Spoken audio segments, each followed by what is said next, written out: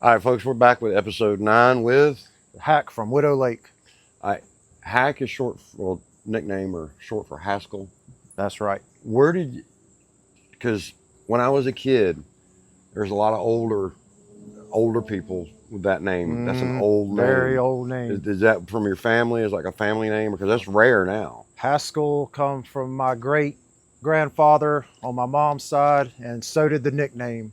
Okay. We had them both. So, But I say that wouldn't, I mean, that kind of fits the name. It wasn't from anything like you're hacking, like you Right. should be on a Criminal Minds episode. You're not a computer. You a computer hacker? I got all the time. All the time. I didn't think about the computer. I thought the other hack, Criminal Minds episodes or something. Uh-oh.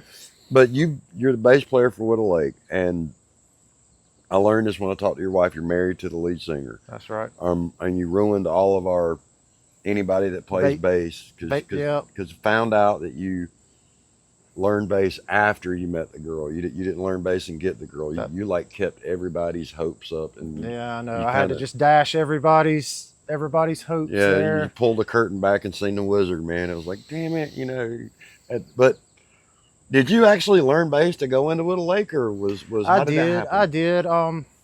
Well, she was already in another band when I met her. Okay. I'd been going to shows with her for probably a year and a half, 2 years. That band broke up, and a couple months, 6 months, going on a year later, she put Widow Lake together.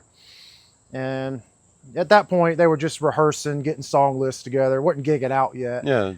Went through about the second or third bass player that quit. And the guitar player at the time, James Heaton, he looks over at me. He's like, something to the effect of, damn, why don't you play bass? I'm like, well, there's one hanging on the wall. So I just kind of... Did you know how to play guitar or anything then? No, I'd messed around trying to learn the open chords and stuff like years ago. But at that point, I was busy raising kids by myself. Didn't really have time to mess with it. So it just kind of fell by the wayside. Life got in the way. Yeah, but I just picked it up and started listening to the songs they were learning, and and it was just to get them through practice, just to lay the low end down to get them through practice till they found a bass player, and 10 years later, here we are. So you didn't even you really didn't even know how to play guitar before you started? No. Because you know how Waylon Jennings got started, right? Mm-mm. You're gonna love this. You're a bass player. Buddy Holly. You know who Buddy Holly is, right? Okay, Buddy Holly and the Crickets. He's one. This is the original. They're all original. They're gonna blow everything up. Waylon Jennings is a disc jockey, I think in Lubbock, Texas. They're friends. They're like high school friends, really good friends. Right. And Waylon played guitar and he's a DJ. Buddy Holly, and if you think about this, real hard. You're going out on like a national or world tour. You need somebody you can trust, that you've known for years. And he literally, whatever it was that Waylon says, you got 2 weeks to learn bass. With a national, not with like, we're going to go play the bar. Right. This is the tour that he died on. Yeah. That's how big it was then. Or I think that was the tour. But that's how Waylon Jennings got. There was the whole coin toss. Have you ever heard about the coin flip? I can't remember the exact story of the plane crash with Buddy Holly. Waylon being from Texas, there was, I think it was, I don't remember who it was. Somebody had the flu, but Buddy Holly rented the plane for his guys, not for. Right. Well, Waylon said, well, I'm not going to take this guy that's got the flu. And we get him, the heater's broke in the bus, and this guy needs to get, so they got him, and Richie Valens got on the plane. And there was a coin toss for one of them, but Waylon gave up his seat for and the last thing best friends said to each other was joking around like, well, I hope your bus breaks down or something. So, well, I hope your plane crashes. Oh no. Look that story up. It affected him. Like it messed with him. Yeah. And he kind of, if you ever heard people that, when a friend or somebody really close to him passes and they kind of take up that mantle, and Waylon Jennings, I mean, that's where he came from. That's what it bolted out. But look that up sometime. It's just, he had 2 weeks to learn bass, and if you look at a lot of the old footage, there's Waylon up there on bass. Well, he was under a little more pressure than I was. Yeah. But who's some of your biggest, like, who's your favorite bass players? Your mainstream bass players? Well, when I started out, I used to always consider Steve Harris from Iron Maiden to be my. Oh, yeah. But then here I am years later. I play nothing like that. I play with a pick 95% of the time. So a lot of it, I had to go back and think, okay, what influenced me without me realizing it is, I from high school on till 10 years ago, I was just a listener of music. I had no intention of playing music. Oh, yeah. Ever. That's like me. That's why I come into this and do this, because I have no idea what I'm doing with instruments. It's and I see you do it, and I'm like, bastard, you can. Yeah. I mean, obviously, I've taken some influence from some of the heavier stuff that I listen to. Not necessarily, and a lot of that music, the bass isn't really prominent to begin with. It's just fast and on the bottom kick drum. low, kind of mimicking the guitar a lot. You don't really hear the bass until it goes away. Yeah. But it's a lot of that heavier music is the syncopation. It's the right on with the drums. Like, oh yeah, like might as well be one instrument, and that type of music more so than this bass player or that bass player. It's more the just the type of music, I guess, that I listen to. You just basically find the one basically and go. That one, I mean, I'll rear my head a little bit and kind of venture out and mess around a little bit when it's appropriate, but you got to be on that one. You got to be. That's what funk is based off of. You hit the one and whatever. But what you're talking about is it's 1 1 1 1 1 1 1 1. The one's always, it's thrashing. If things start to derail, I've got to be right here so everybody else can. Now, when that's weird. How long did it take you to learn to get to where you were proficient on stage? I was on stage 6 months after I picked the bass up for the first time. Wow, I'm not saying it, I'm saying I was playing the greatest, but it was not enough to get me fired. So, well, yeah, I was doing something right, but. Well, I mean, bass isn't hard, but it's not easy. It's as hard as you want to make it. Exactly. To play the role of the bass, just on the meat and potatoes of it, pretty easy. But then you see what's, a Les Claypool or something like that. Billy Sheehan, Flea. You can make it as difficult as you want to make it.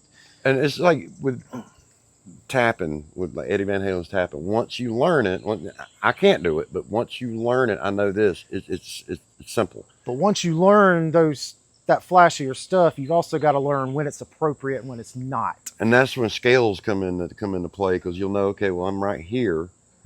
I can go here. And that's where, like, people like with guitar, Tim Lee, Neil McJunkin, those guys, they know I can go from here to here, back to here, to over here, to over here. And I don't even know. When I've been at rehearsals with bands, they're like, all right, we're going to do this song next. I'm like, oh, cool, I know that song. And I looked up and I remember Dime Store Gypsy, and I watched Frank, and Frank's looking like, I don't know this one. And he plays it. It sounds perfect, but he's just playing in the scale of what he thought it would be. And it was not the bass line. It kind of blew my mind. I'm like, are you not in standard tuning? He's like, yeah. I'm like, oh, okay. That sounded right, and it was wrong, but that was, you know what I mean? It fit. Yeah. And a lot of times you can do that with bass, even though it's like, y'all don't cover any rap, do you? No, yeah. Good luck getting Angela to do that. Why? Not like rap. Oh, she'll tell you that any day of the week. You would love it. What is it? I think it's Lay It Down. It's like an A. That's the bass line. A. It's an A. That's it. It's like the same. It's just in the background running. Right. And I think Nikki Sixx, you said he wrote all his songs so he could play open and grab a whiskey bottle. And I'm like, that's what the bass player is, a songwriter. And if y'all play y'all do some Motley Crue, don't you? We do at least one, maybe two. I know one because I play keys on it too. But we do Home Sweet Home. I don't think there's another one. Now, Home Sweet Home. I mean, I think we were gonna do a few other ones. And somebody showed me one time on a keyboard how to play Home Sweet Home. I'm sitting there going, "You got to be kidding me! That's it. That's it. It's just a couple of. But you got to get the timing right. But it's like, that's it. That's all that is, and that's a good song too. And Yeah, it is. You guys, but when you met your wife, when did you actually meet her? In 2014, Okay, and late-ish 2014. Widow Lake's been around for what, 10 years, I think. So, Started in 2016. Didn't start gigging until March, April 2017. now, how did y'all meet? I mean, how did it? Because it wasn't Her like high old- school sweethearts or anything like that, or No, her old band cabin for her old, like I told you, she was in another band Yeah. called Lyrics when we met. Just over there hanging out at the band cabin while they did their band rehearsals every Friday. because like I said, you ruined everybody's expectation where the bass player could possibly get the girl, and oh no, you have to become the bass player after you get the girl. That's the trick. You ruined it for that's how you everybody, do it. man. It's just, I want to get it punchy, but you probably hit me back. But that's just not condoning violence or anything. But and you 6 months to, and you're. Yeah, a little bit of pressure. I've heard you play. You don't play like you. Well, it's been 10 years now, so I heard you. I hope I don't and sound like I did after 6 months. I've heard you play. What I guess that would be 4 years after you started learning. So, yeah, you did well then. Because I know how to play bass. I can't play bass, but I know how it's done. I don't have the discipline in me at my age because I see what you guys do and I'm like, no, I'm not gonna, because I know what it took to get there and to be that knowledgeable of it. And it's, I thought about it, man, I need to pick this up, I need to do this, I need to learn guitar so I get better at harmonica. I'm like, if I do that, I'll quit doing this and do that. And I like doing the stuff that nobody else does. Because nobody, well, they probably will be soon, but nobody, there's a couple people doing this. There's Right. Music Mamas on the Move. They're a really good podcast. I enjoy seeing them. And there's a couple other ones that pop in and out of existence in the upstate. And you can't keep track of them because they pop in and out of existence. But Widow Lake's been together for 10 years.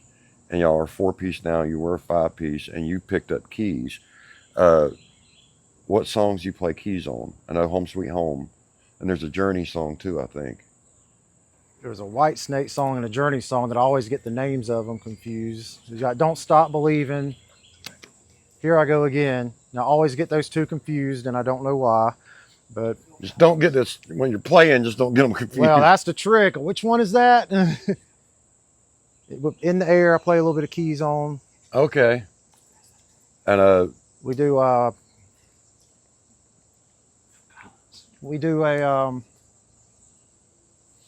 Night Ranger. Is it Still Rockin' America? Don't tell me you love me. Yeah. I'll do that one. All right. But now, when did you learn keys? About 2 years ago now. Whenever Stevie left, I started. So you could do a couple of power chords on a guitar, and you said, heck with it, I'm going to learn bass. And now you're picking up keys. I want to insult you right now. Just go for it. Everybody else does. Just because, like, why can't my brain do that? I don't. Well, once you know one, you kind of know. Well, yeah, that's the thing. I mean, if you know the basic chord structures, and which I already knew to learn bass, it just made playing bass easier. Oh, I know it's in this key, so I know, okay, this is major chord, so I need to play the major third. This is a minor chord, I need to play the minor chord. Once you know all that, keys just right there in front of you. It was. Oh yeah, and it's sectioned out. And that's the thing, Yeah. like with keys, and with guitar, I didn't know this, and there's a lot of big picture stuff that you learn when you're getting into music. Like the fret dots on a guitar, that's the notes, and the other ones are frets, the flats and the sharps, and the same thing with the keys. The black keys are the frets, the flats and the sharps, and the white keys are the notes. And as soon as I found that out, it's like a lot of stuff clicked. And I'm like, crap, that's the stuff I'm talking about that I have to know if I want to do music. I can't just go and play and learn the song. Go, cool, I know how to play the song. I got to know the scales behind it. My brain is like that. And that's why I have a hard time, because I want to know everything. Right. And when music is a big picture, is like oh dear Lord, the math involved, just the math involved with everything that connects is insane. And like when you playing bass, that's a single note. You know, you just got to stay in that, knowing the scales there, where to be on the neck. You know, even if you don't know the song, it's in whatever key. Okay, well, I can stay in this scale and I kind of hang out in this area, Right. and it'll fit. It might not. Somebody over there that's a fan's going to be looking at it like that ain't right, but you know, it usually sounds good. And have you ever had that? Like you got lost or didn't know the song and went into a scale? Have you ever had to do that? Are you experienced enough to do that? I mean, if I don't know the song, I mean, at least if somebody can tell me, oh, it's in G or it's in this or it's in that, if I can get a chord progression, it's even better. Yeah. But I mean, if you know it's in this key, or the guitarist, he's obviously playing a G sharp, I can infer from that, you know, I know where the thirds, I know where the fifth is, I know where the octave is. You can get there. Yeah, and that's one thing. If you see people that play multiple instruments, they usually do better, like an open mic when they're going around and they, you know, hey, let's play this. I don't know that one, and they roll right into it. And it's knowing which the scale on the neck of a guitar and the neck of a bass is the same thing. So, well, not exactly, but it's the same position. Other than one string. Yeah, and it's but you'll know where his hand is. You'll know where to be, kind of. And that's another thing that threw me off. I got to learn the neck. I've got to learn where, you know, where. That's too much for me. It's like but I got to learn how to play first before I learn that. But I know somebody's having a problem over here. Well, if you want to learn it, don't try to sit down for 2 hours. Do 10 minutes a day. 10 minutes a day every day is going to get you further than, okay, it's Saturday, I got to spend 3 hours in here working on music. You'll retain it so much better if you look at that neck every day. Oh yeah. 10 minutes. You're familiarizing yourself with it every single day. Well, that's what I was going to ask you is what did you do to practice to learn that quickly? I mean, in the beginning, it was just, oh, we're learning this song. Okay, let me listen to this song. You know, I would pull up a chord chart just to say, okay, it's going here to here to here, and just play along to it. I mean, that was really that was all I knew to do at the beginning. Yes. Can you read music, or you just go with tabs? I can a little bit, very slowly. I'm working on it, but. Well, I know what it means, but I don't know what it says. It's like knowing the alphabet, but not knowing how the words come together. If that makes sense. I know how, like if you showed me, I know what everything does. I just don't know what it is, but I know what it does. I know it's like a 4D space almost, and it can, multiple instruments can play off the same chart, yeah. And you have to know your instrument anyway. But we're not going to get into music lesson. But I'm not qualified to give you one. Well, that's what I said. Did you have any like professional instruction? Anybody teach you? I took lessons with a blues guitarist. I didn't take lessons with a bass player. I took lessons for a couple months just to learn some basic theory. You know, chord structures. You know, the number system that helped me a lot. Knowing that. Yeah. The 1, the 5, the 3, the tabs. Well, no, not the number on the string, the number of the chord tone. Okay. If you're playing C, the C scale, C, D, E, F, G, D's your 2, E's your 3, your third. Yeah. Which if you're in C major, it'll be a major third. Just the basic theory. Yeah. That's what I took lessons for. And so you learn that, and so you could pretty much, they give you a song list, you go, you look up, you see listen to it, get the chord progression, and just practice it over and over. Basically. And you said would you just practice 10 minutes a day, or is that what you do now? I don't always even do that now, but just to be honest with you, but yeah, I mean, it's hard. I mean, when you're gigging on the weekend, it's hard to sit here and say, oh, almost, a weekend might go by, I don't practice at all. My practice is on stage. So yeah, I try to get in there, a few minutes, and especially if we're trying to learn songs, get in there, run through working on this. I don't even listen to the whole song. I just, practice this part. Okay. I'm good. Because you did the what's the Fleetwood Mac song with the little bass? It's not even a solo, but it's a bass solo. Oh Lord, y'all do it? The dun, dun, dun, is it the chain or the chair? The chain. Yeah, I can play that, Right. and but it sounds. That was one of the first little licks I learned, and I didn't even know what it was at the time. Like, I remember this. Oh, I can play that. Yeah, and it's really simple once you get it. But that song, because everybody that play, the timing of it is what it is. It's not, and if you can screw it up, being really easy. But I heard y'all do that, and I listened for it, and I'm like, yeah, he nailed that, And but do y'all play any other songs that haven't had that, like bring the bass out or with anything? I don't think you do. Like nothing. Like a bass solo, which I'm trying to think of. There are very few songs that have bass solos in them. Right. Except that's when everybody goes to the bar to get a drink anyway. Yeah. Well, I'll be there. Yeah. And the other three idiots. Sweet Leaf kind of okay solos a little bit in the bridge of that. Have you ever thought about covering any David Lee Roth, the Eat 'Em and Smile album? Have you ever heard that album?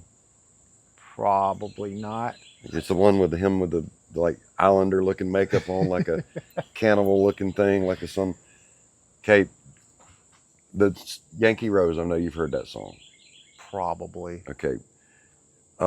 Ladies Night in Buffalo, that's one of them, and Shy Boy. Write those down, go home and listen to them. And if anybody ever requests them, you'll cry. You know who Steve Vai is, right? Oh, yeah.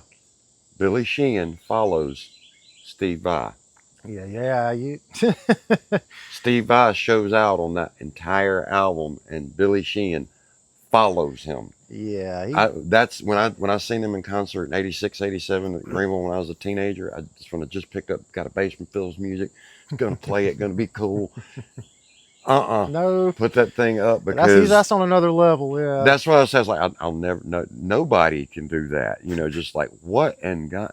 Because I knew a little bit, and that was the thing. That's what scared me, because I knew a little. Like I knew what he was doing. Like how?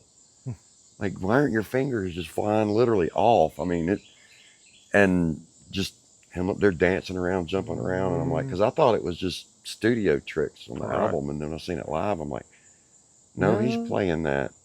But what you guys came out to Wild Country this past weekend, you and your wife, and seen Streeting September. Oh yeah. And we talked about with the L Train, Christina, and we talked about her. She's real new. She's been a year maybe on stage with a band. She's had other stuff on stage. But she ended up talking about inviting people up on stage. And I wanted to make sure I covered that again. That's not okay unless you're invited. Not invited. If you're a fan, don't invite yourself. Yeah, and I'm sure they'd invited y'all. But how was that playing with them? Did you play with Glenn? That was awesome. Because I want to say I seen him up there, because I left there in the halfway through the first set. When are we talking about? Saturday? Yeah, no, Friday. I think it was Friday. At Wild Country. Oh yeah, Friday. Straight in September. Well, no, she got up there, and Angela got up and sang one, and then I got up there a little bit later and played a couple. Okay, I swore I seen Eric somewhere. He's moonlighting somewhere else, or somebody looks like him or something. But I seen somebody put something up live, and I might have seen him on something else. I don't know. It might have been something I was editing and putting. Streeting September posted a picture with Ronnie Ellis at like one of the jams, and I was playing with. That's what it was. And I'm kind of between the camera and Ronnie, because he was off to the side. Okay, well that's what it was. I said no. I seen you something with.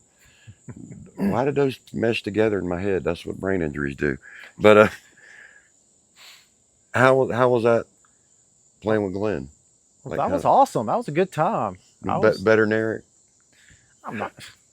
I'm not gonna get into all that. They're both freaking awesome. Now, who in Widow Lake makes the most mistakes? Everybody just raise their hand. I wish I could find that. I should have had another camera turned on. I could turn it around. The whole rest of the band raised their hands, so I'm going to keep mine down. You're the perfect one. Yeah. You're the perfect child. We'll go with that. Now, I'd talked to y'all before one time about, I guess, about jealousy or somebody, and I can't remember what we said in the interview, but y'all had a problem with someone sometime, like either flirting with her or something like that, or No, that's never been a problem. who was it I talked to about that? Y'all never had a Nobody flirts with me. The crazy girl at the place upstairs that locked eyes with Hack and tried to get up on stage. yeah, that Don't say the name. don't say the name. Don't say the name. But that's what it was. It was you. So now wait a minute. The bass player gets the girl, Oh, and then makes the girl jealous from another girl trying to, that's next level. That's next level, dude. I don't like you. You've been gifted too much. Well, to be fair, I don't think that chick even remembered that night the next day. Most of them She don't. I've had. She was looking through me more so than at me, I think. There was a girl trying to pick him up at the acoustic show while he and I was sitting at the table watching him. The girl joined the table. Oh, and yeah, was that trying night. to pick him up. Don't say the name. That night. Where does that happen to a bass player? Like, how does that she happen? didn't know he was the bass player. Smiley. Yeah. Do what? She didn't know that he was a bass player. Oh, okay. That's Because we were usually sitting at the normal. table. They even make memes about that with a girl goes, "Oh, you're the bass player," you know. Yeah. Never mind. I just said I played in a band. You didn't ask what I played. That's funny. But I've played bass before. That's why I make fun of bass players. It's fun to make fun of bass players Of course it is. because they're. I made fun of myself. Oh yeah, was it one of the instructors I had in artillery school was like, I hate privates. I hated myself when I was a private. You know, I'm like, that makes sense. I've used that like every time I said something I hate whatever. I hated myself when I did it. You know, it fits with everything. But do you have any side projects? I mean, like just about everybody I've talked to has either got something else going on or something kind of they're doing an acoustic gig with this person or that person. You don't have to say anything. Do you have anything else just Nope. with a lake? Just Widow Lake. That's all I've got time for.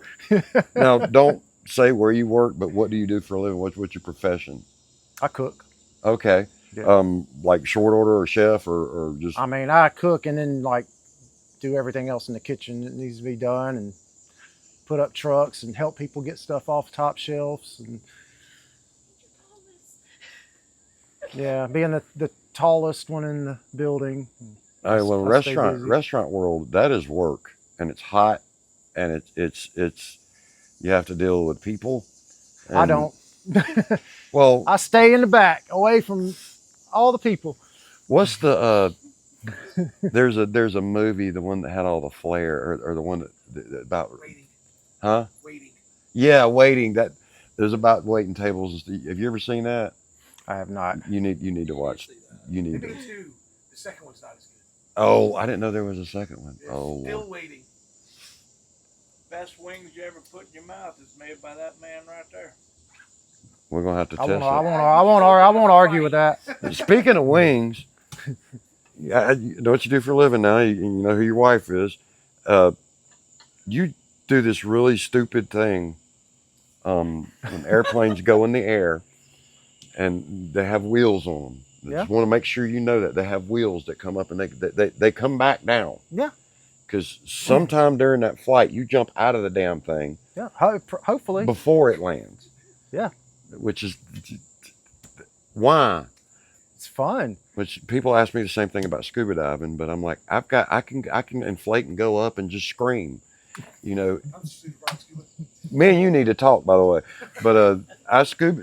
If you have an emergency when you're scuba diving, literally all you gotta do is inflate and scream. If you have an emergency when you're skydiving, you're gonna be screaming, No, you have options. but not on purpose. You have options. You have options.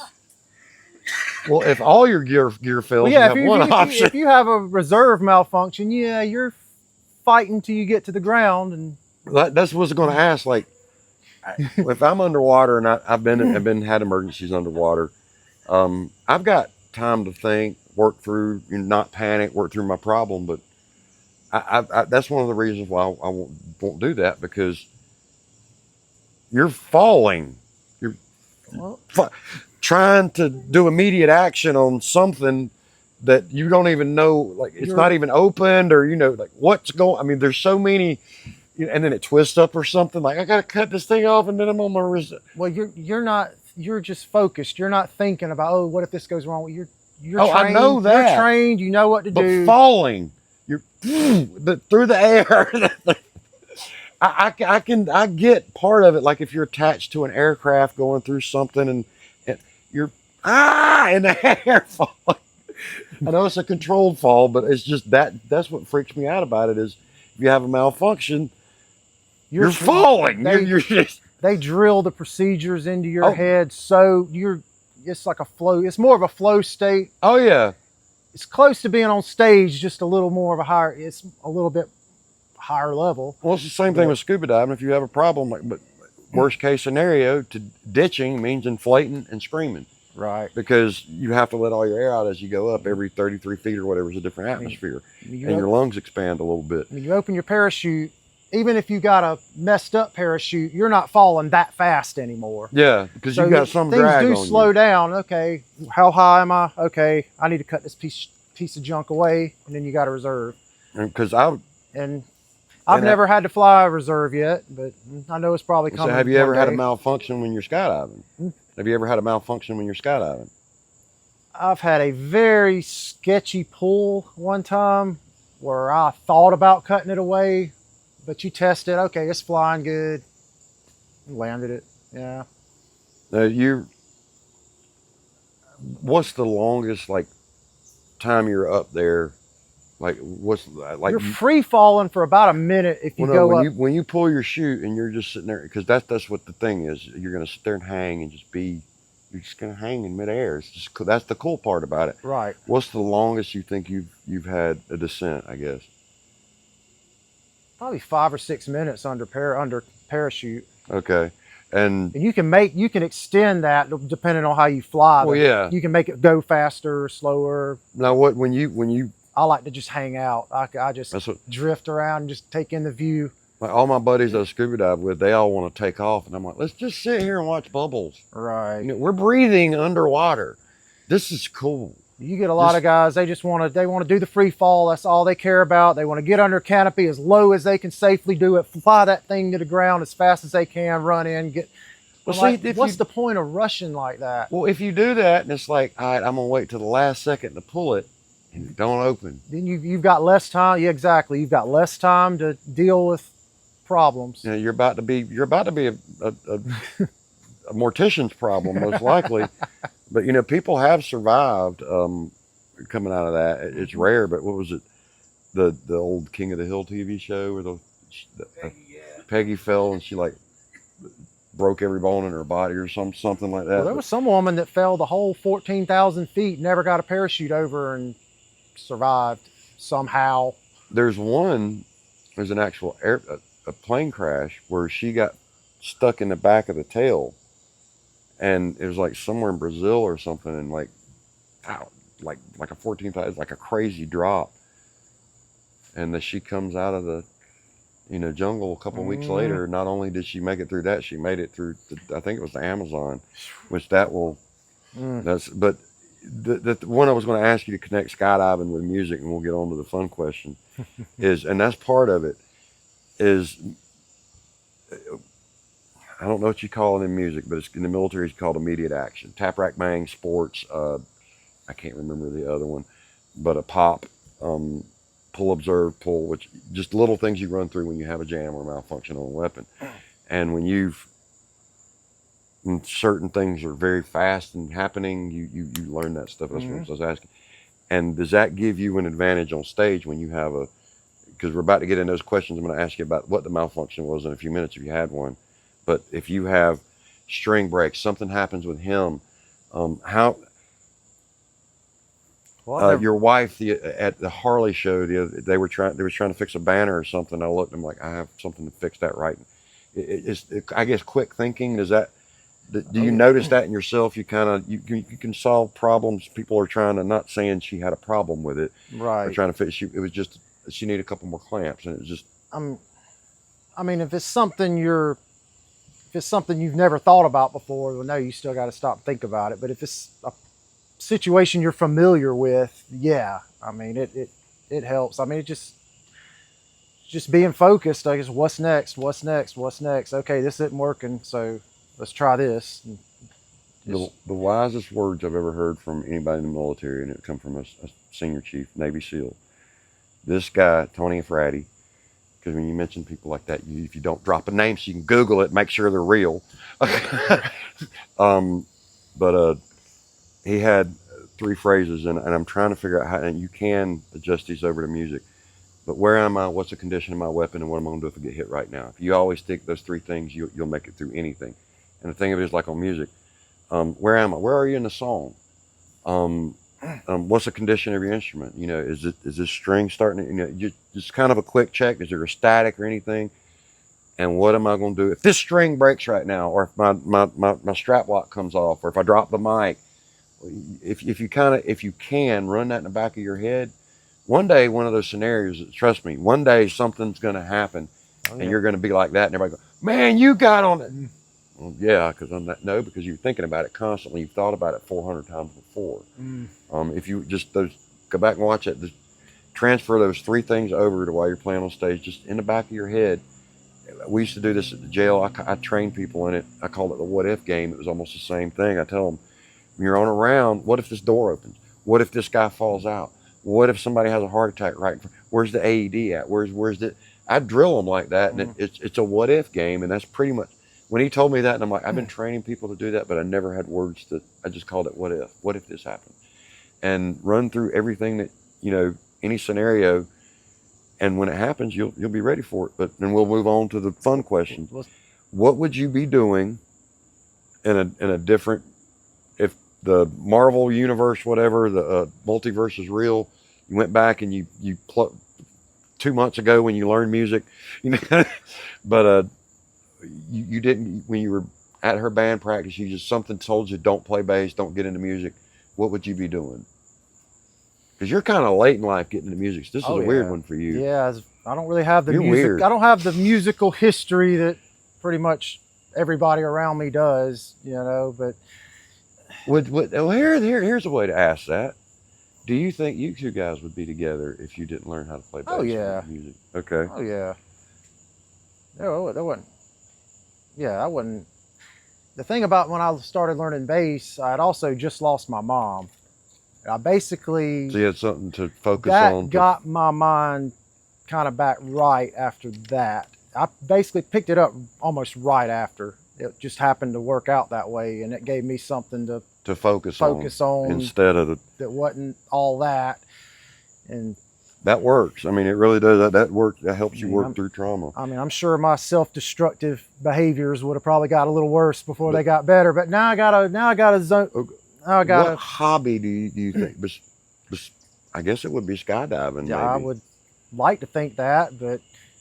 You But know, how did you get into skydiving? Was there a music relation to that? Somebody? That was Angela bought me my first tandem. And Okay, so if you wouldn't have met her, you wouldn't have. Crap. So we'll settle on. What would you, if you weren't skydiving or playing music? What do you think you'd be doing as a hobby? I guess. Oh, geez, I don't really even know. Probably just be going to work, coming home, listening to music, like I was before. Just regular Joe. Probably. Probably. Y'all need to come up with a side band and just do like regular rock, just like Billy Joel, just normal, just call it regular Joe. But the next question is, when we're talking about malfunctions, what have you ever had an equipment failure, equipment malfunction, or seen one, and how was it recovered from? Well, I've been pretty lucky with my gear. I can think of one night, plug in, wasn't getting any sound. Oh God, okay, what's going on with my pedal board? Is it this cable? Is it this cable? I'm swapping cables. Just not getting anything. I finally figured out how to solve it. I turned my wireless on.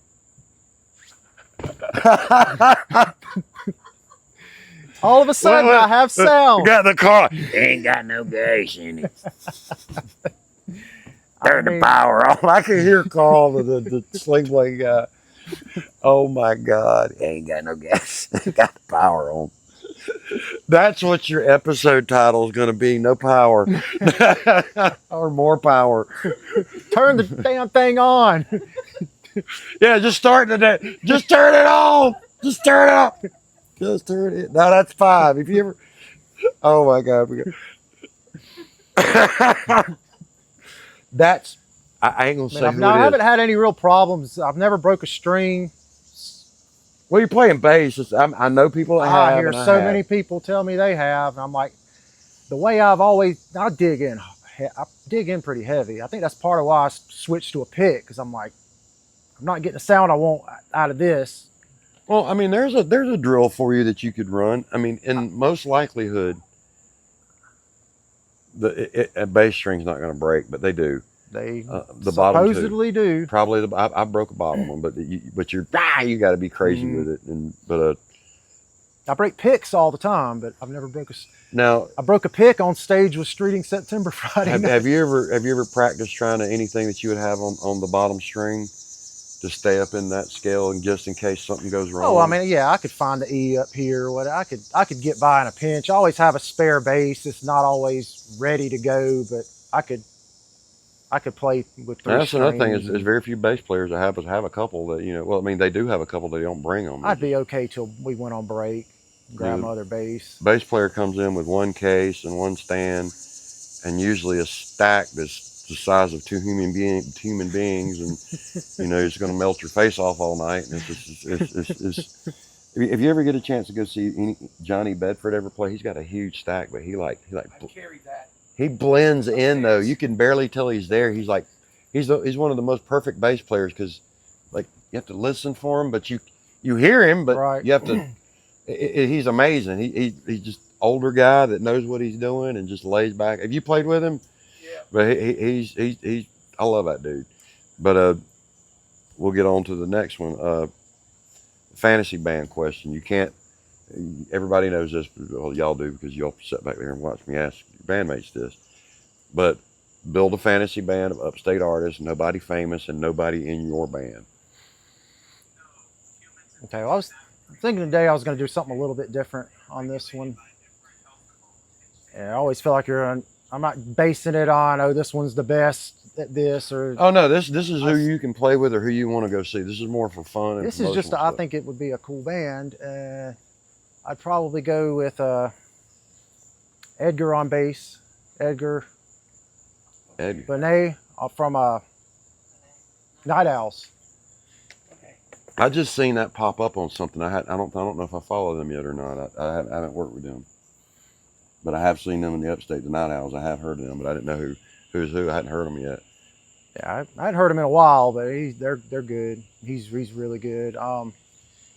Guitar player, I'd probably start off with Patrick from Streeting September. The rhythm or lead or Guitar. Guitar. The guitar's all the same. Mine's bigger.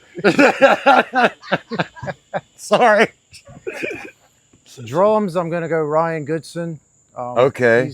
He's another guy He that was with a Shady Groove. I'm trying to think who he's with Is now. it Groove or Grove? He's with Barcode now. Okay. And then I'd bring out another guitar and keyboard player, Eddie Parker from Haphazard. Okay. And there's your four singers, 4 instruments. Okay. 2 guitars, keys, drums, bass guitar. Everybody sings. Well, I there just you think go. that would be cool.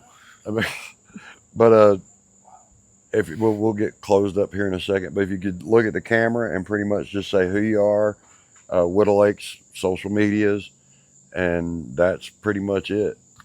Yeah, I'm Hackle with Widow Lake. You can catch us on Facebook, Widow Lake Band, or widowlake.com. We'll have all the shows we're going to be playing. And come see us. But that's been Well, he just said about to say that's been hacked. You just said it. I don't know why I was going to say it again. This is. I have to. I need to write some of this stuff down. You know. But thank you for watching the Upstate Music Channel. That's been episode 9.1, I think. But inside story. But check out the Upstate Music Channel on Facebook, YouTube, and TikTok. And we'll see you out there on stage somewhere. Thank you for watching.